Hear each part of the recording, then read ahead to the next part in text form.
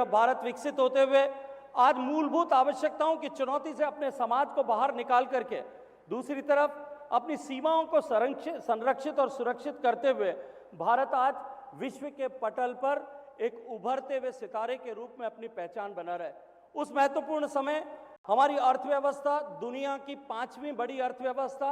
होने के साथ साथ में रोबस्ट 5 इकोनॉमीज में इकट्ठी हुई है, सम्मिलित हुई है।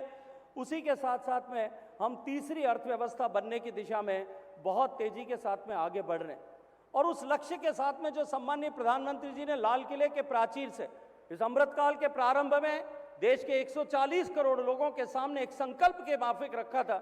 कि हम इस 25 साल में गुलामी की मानसिकता को पीछे छोड़ करके विरासत का सम्मान करते हुए हम सब अपने देश को विकसित भारत बनाएं, इससे कम हमें कुछ भी स्वीकार्य नहीं है। और एक ऐसे महत्वपूर्ण अवसर पर जब देश ट्रांसफॉर्मेशन के दौर से गुजर रहा है, हम सौभाग्यशाली हैं कि हम सबको उस समय में काम करने का सौभाग्यपूर्ण अवसर मिला है। लेकिन मित्रों, मैं जिम्मेदारी के साथ में एक बात कहना चाहता हूं कि हम सौभाग्यशाली हैं। इस पीढ़ी में जितने भी लोगों को इस देश में काम करने का अवसर मिला है, वो सभी लोग सौभाग्यशाली हैं, क्योंकि किसी देश, किसी समाज, किसी संस्थान के जीवन में ऐसे अवसर अनेक दशकों के बाद में आते हैं when that country or that organization undergoes era of transformation. We are undergoing era of transformation. हम सब सौभाग्यशाली हैं, लेकिन ये जो युवा पीढ़ी है ये परम सौभाग्यशाली, और आपके जितना सौभाग्यशाली कोई और पीढ़ी नहीं होगी। और वो इसलिए ये जो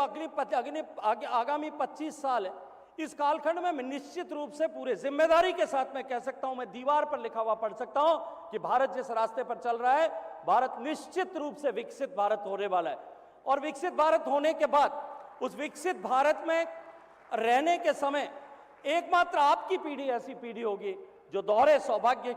की वाहक होगी। आप गर्व के साथ में यह बात कह सकेंगे कि इस 25 साल के कालखंड में जो कुछ आपने देश को विकसित बनाने के लिए कंट्रीब्यूट किया है, वो निश्चित रूप से आप गर्व के साथ में इस बात पर कह सकेंगे कि हमने इस देश को जो है विकसित बनाने में कंट्रीब्यूट किया है। शायद मंच पर बैठे हुए हम सब लोग भी इस बात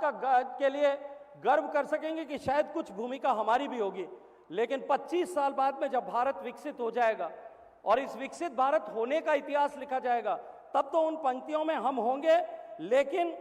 जो है आने वाले समय में इस 25 साल के बाद में जब भारत विकसित बन जाएगा, तब केवल आपकी पीढ़ी ऐसी होगी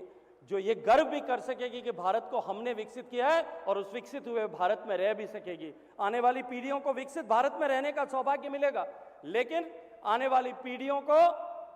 अपने आप को यह कहने का सौभाग्य नहीं मिलेगा कि इस भारत का बदलाव हमने किया था। इस महत्वपूर्ण अवसर की महत्ता को